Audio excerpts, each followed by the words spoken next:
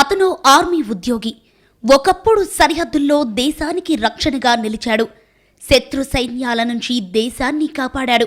1000 ఏనుగులను తిన్న రాబందు ఒక్క గాలివానకు చచ్చినట్లయింది అతని పరిస్థితి. ఒకప్పుడు దేశాన్ని రక్షించి ఇప్పుడు రిటైర్ అయిన ఆ సైనికుడు భార్య కన్నింగ్ ప్లాన్కు బలయ్యాడు. కర్ణాటక బెళగావి జిల్లాలోని హుక్కేరి తాలూకాలో ఈ ఘటన జరిగింది. ఇక్కడ చూడండి, ఈ ఫోటోలో ఉన్న వ్యక్తి పేరు సందీప్ కలగౌడ. ఈయన మాజీ సైనికుడు. సైన్యం విధుల నుంచి రిటైర్ అయిన తర్వాత సొంతూరు కర్ణాటకలోని బెళగావి జిల్లా హుక్కేరికి చేరుకున్నాడు. అక్కడే ఓ హోటల్ వ్యాపారం ప్రారంభించాలని భావించాడు.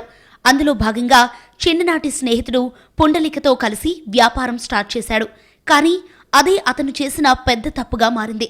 వ్యాపారం పేరుతో నిత్యం ఇంటికి వస్తున్న పుండలికతో సందీప్ కలగౌడ భార్య సుమకు పరిచయం ఏర్పడింది. అది కాస్త వివాహేతర బంధంగా మారింది. వారిద్దరి వివాహేతర బంధం గురించి సందీప్కు తెలియదు. అయినప్పటికీ ఎప్పటికైనా సందీప్ తమ సుఖాలకు అడ్డు వస్తాడని ఇద్దరూ భావించారు. అతని అడ్డు తొలగించుకోవాలని స్కెచ్ చేశారు. పైగా సందీప్ పై ఉన్న 2 కోట్ల యాక్సిడెంట్ ఇన్సూరెన్స్ పైన వారిద్దరి కన్ను పడింది.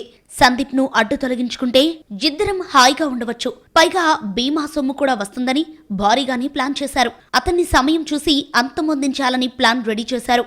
సరిగ్గా వాళ్ళిద్దరూ ప్లాన్ చేస్తున్న సమయంలోనే సందీప్ కు బైక్ యాక్సిడెంట్ అయింది. ఆ ప్రమాదంలో అతనికి పెద్దగా గాయాలు కాలేదు. అయినప్పటికీ భర్తపై ఎంతో ప్రేమ ఉన్నట్లు డ్రామా చేసిన భార్య సుమ అతన్ని ఘటప్రభలోని జేజే ప్రైవేట్ ఆసుపత్రికి తరలించింది. అయితే పెద్దగా గాయాలు కాకుండా పెద్ద ఆసుపత్రిలో చికిత్స చేయించడంపై పాపం ఆ భర్తకు కూడా అనుమానం రాలేదు. పైగా భార్య తనపై చూపిస్తున్న ప్రేమ అనుకున్నాడు. సీన్ కట్ చేస్తే భార్య సుమ తన కన్నింగ్ ప్లాన్ అమలు చేసింది. భర్త సందీప్ కలగౌడకు ఎక్కిస్తున్న సెలైన్ బాటిల్లో సైలెంట్ గా ఎలుకల మందు ఇంజెక్ట్ చేసింది. దీనికి అక్కడే ఆసుపత్రిలో ఉన్న ఓ నర్సు సహకరించింది.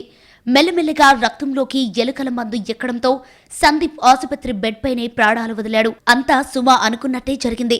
డాక్టర్లు కూడా సందీప్ గుండెపోటుతో చనిపోయాడని నిర్ధారించారు. అయ్యో, చిన్న బైక్ ప్రమాదం, తన భర్తను బలి తీసుకుందని కుటుంబ సభ్యులు, బంధువులు అందర్నీ నమ్మించింది సుమ. అందరి ముందు దొంగ ఏడుపులు ఏడ్చింది. ఇంకేముంది, సుమ ప్లాన్ పక్కాగా వర్కౌట్ అయింది.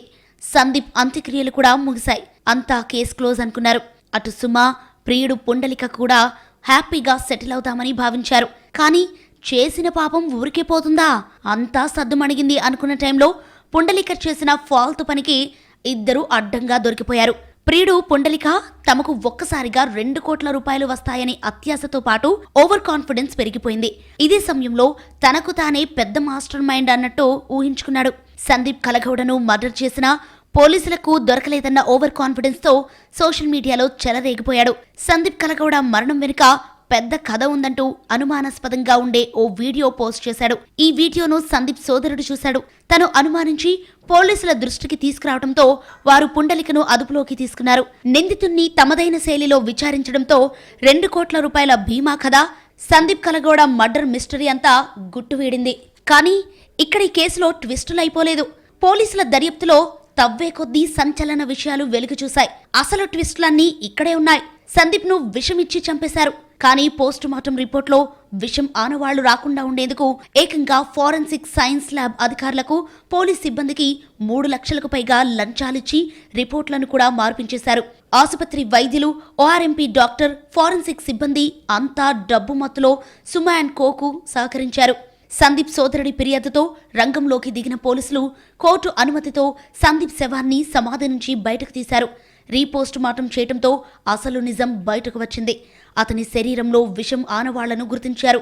భార్య సుమతో పాటు ప్రియుడు పుండలిక, ఆర్ఎంపీ వైద్యుడు Basavaraja Basme, forensic office attender Appa Sahib Nayaka, lab assistant Adaviswami Matha, senior scientific officer PN Nagaraju, Pundalika friends సెలెరా రాహుల్ జోగిని అరెస్టు చేశారు.